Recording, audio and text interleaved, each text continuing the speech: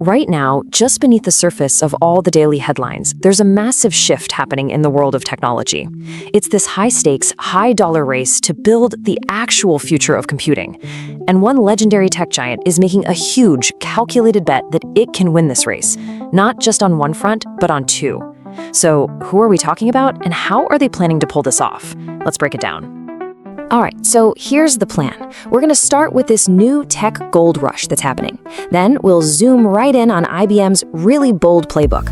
We're going to look at how they're building the core tech themselves, while at the same time funding a whole ecosystem of startups to support it. And it all leads to their ultimate vision, what they call a quantum-centric future. Okay, first things first, let's set the stage. Because to really get a sense of the scale here, you just have to follow the money. Just take a look at this number. In a single 3-month period in 2025, venture capitalists are projected to dump over $120 billion into new tech. I mean, that's not just business as usual, it is a full-on global frenzy to find and back the next huge breakthrough. But the real question is, where is all that cash actually headed? Now, what you're seeing here tells a really interesting story. Of course, all the headlines, all the buzz, it's dominated by AI. And yeah, for good reason. It is absolutely red hot, pulling in insane amounts of funding. But look at that second bar. Quietly, and a whole lot faster than you might think, another technology is growing up: quantum computing.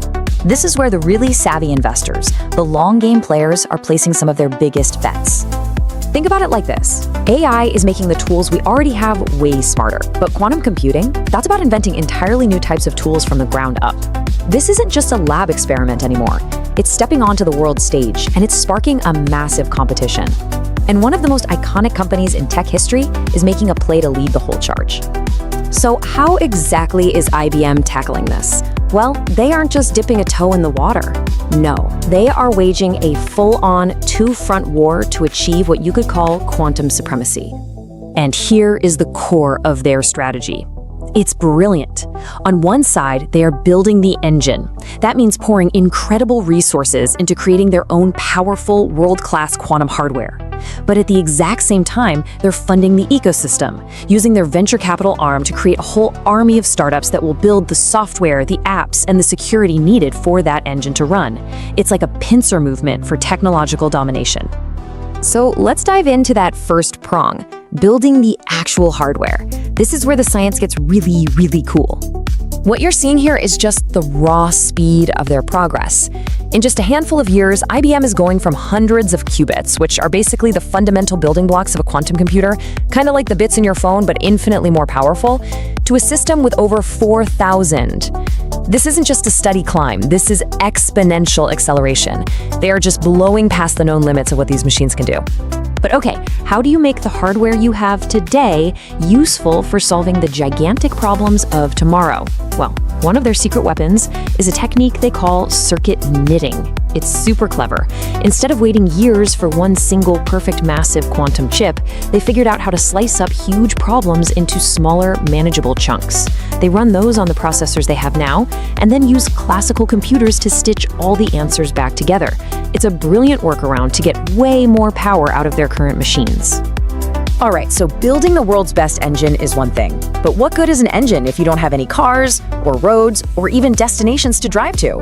And that brings us to the second front in IBM's war. This right here is the war chest.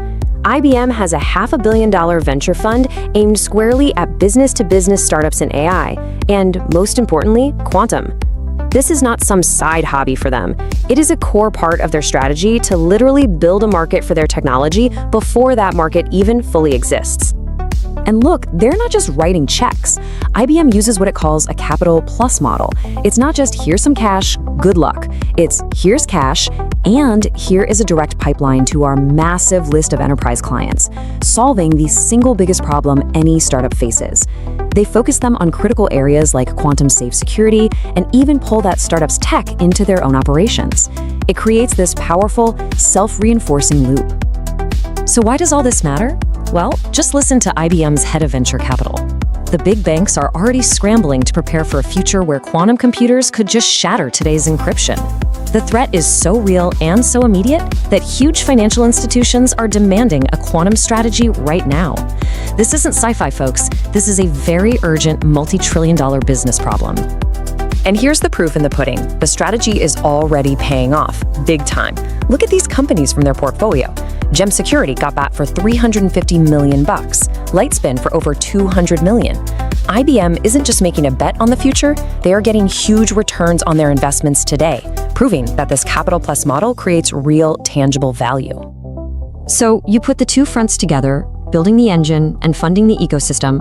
What is the ultimate goal? What is the future that IBM is trying to build here?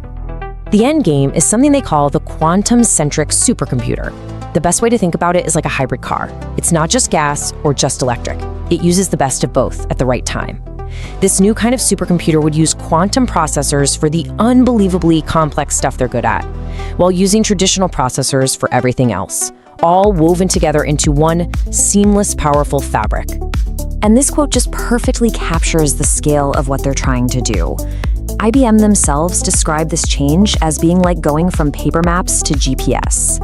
It is not just an upgrade, it is a complete paradigm shift. It's going to let us solve problems we don't even know how to ask yet, completely redrawing the map of what's possible in science and industry. So when you boil it all down, it comes to this. We are entering a new quantum-centric era of computing. And IBM is betting hundreds of millions of dollars and decades of research that they are going to be the ones drawing the new maps. And that leaves us all with one final big question. In this new world, who else will be drawing those maps? And who's going to be left behind trying to find their way with paper and a compass? Thanks for watching. Don't forget to like, subscribe, and share. It really helps the channel grow. See you in the next video.